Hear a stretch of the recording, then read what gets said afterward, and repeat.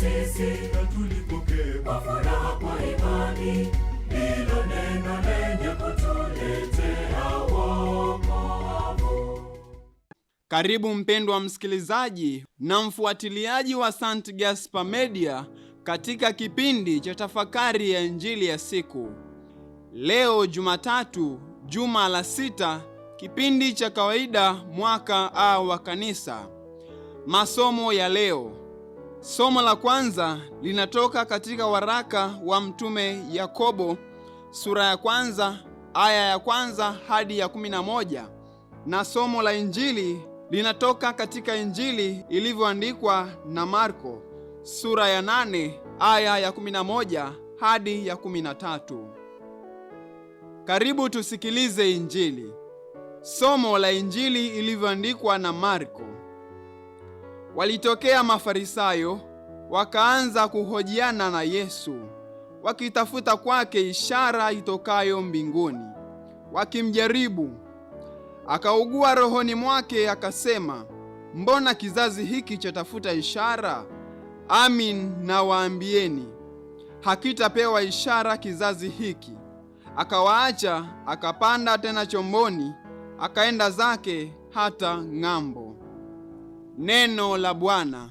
Sifa kwako Kristo. Basi ninawaalika tusikilize na kutafakari kwa pamoja ujumbe unaotokana na somo la Injili ya leo. Somo limeeleza juu ya mahojiano kati ya Yesu na Mafarisayo. Tumesikia ya kuwa Mafarisayo walitokea na kuhojiana na Yesu, wakitafuta kwake ishara, tena ishara itokayo mbinguni, ikiwa ni kwa lengo la kumjaribu Yesu. Na ni kweli kabisa, lengo lao si kuelewa na kujifunza kutokana na ishara hizo, bali ni kumjaribu Yesu. Kwa maana hapo awali Yesu alikwisha tenda miujiza na ishara nyingi, ikiwemo kutembea juu ya maji, kutuliza dhoruba, kufufua watu, kutoa pepo na hata kuwaponya wakoma na vipofu. Lakini bado miujiza yote hii haikuwashawishi Mafarisayo kumtambua Yesu kama Masiha, kumtambua Yesu kama mkombozi wa wanadamu na mwana wa Mungu. Ni kama waandishi wanavyomtuhumu Yesu katika Injili ya Marko sura ya 3 aya ya 22. Nao waandishi walishuka kutoka Yerusalemu wakasema, ana Beelzebuli, na kwa mkuu wa pepo huwatoa pepo. Badala ya kumwamini Yesu kama mwana wa Mungu na mkombozi wao, Mafarisayo walibaki katika imani yao potofu ya kuwa Yesu anafanya miujiza yote kwa njia na nguvu ya Shetani. Basi ndugu zangu, Mafarisayo walishindwa kumwamini Yesu kwa kuwa miujiza aliyoifanya Bwana wetu Yesu Kristo waliifananisha na miujiza ambayo Shetani aliweza kufanya, yaani miujiza ya kidunia.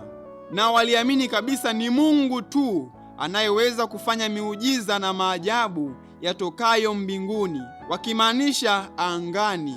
Ndiyo maana walitaka Yesu awape ishara itokayo mbinguni. Lakini kwa kutokuamini kwao, Yesu anaugua rohoni. Anasikitika akijiuliza, mbona kizazi hiki chatafuta ishara? Yesu anawapa jibu la uhakika ya kwamba hawatapewa ishara yoyote, na mwisho Yesu anawaacha na kutokuamini kwao. Mara kadhaa inawezekana mwenendo wa maisha yetu umefanana na ule wa Mafarisayo. Pale tunaposhindwa kuona nguvu na uwepo wa Mungu maishani mwetu, tumefanana na Mafarisayo. Pale tunapofanya mambo mbalimbali tunayoona ya kawaida kwa uelewa na uwezo wetu, hebu tusifikiri mambo magumu magumu, bali ya kawaida kabisa kama kupumua, kula, kulala, kuamka, kutembea, kuongea na mengine mengi. Lakini katika haya yote tukashindwa kabisa kuona mkono wa Mungu, tukashindwa kabisa kuona neema na nguvu ya Mungu ikitenda kazi kati yetu. Tukafikiri ni haki yetu na tunastahili kuwa kama tulivyo. Tumefanana na Mafarisayo. Lakini zaidi sana, Kama Wakristo wa Katoliki, tunaposhindwa kumtambua Yesu Kristo aliye ishara wazi kabisa itokayo mbinguni kama mkombozi wetu na mwana wa Mungu kwa njia ya sakramenti za kanisa, hasa katika Ekaristi Takatifu, tumekuwa Mafarisayo wa kizazi chetu, tunaotafuta ishara, tunaoona ukombozi katika ishara na si katika Mungu mwenyewe kwa njia ya mwanawe Bwana wetu Yesu Kristo. Kwa hivyo, Injili ya leo ni mwaliko kwetu. Sio mwaliko wa kuzurula na kutafuta ishara tena, bali kwanza kuona thamani ya Ukristo wetu, kwa kuwa Kristo mwenyewe ndiye ishara itokayo mbinguni. Lakini pia ni mwaliko kwetu kuona nguvu na neema ya Mungu katika kila kitu, tukitambua kuwa Mungu anatenda na kuruhusu kila kitu kulingana na matakwa yake mwenyewe. Kama tunavyosoma katika Zaburi ya 115 aya ya 3, Mungu wetu yu mbinguni, huyafanya yote apendayo. Mwisho, tunapaswa kutambua na kuelewa vema kuwa ishara siyo uhalisia wa kitu, bali ni alama inayowakilisha au kuashiria uwepo wa uhalisia au jambo fulani. Ni kweli kabisa, zipo ishara zinazoashiria uwepo na nguvu ya Mungu, lakini tuwe macho. Imani yetu, matumaini yetu na upendo wetu vinapaswa kuwa katika Mungu mwenyewe na sio katika ishara kama walivyofanya Mafarisayo, kwa kuwa hakika hakuna ishara tutakayopata zaidi ya kujiweka wenyewe mbali na uwepo wa Mungu.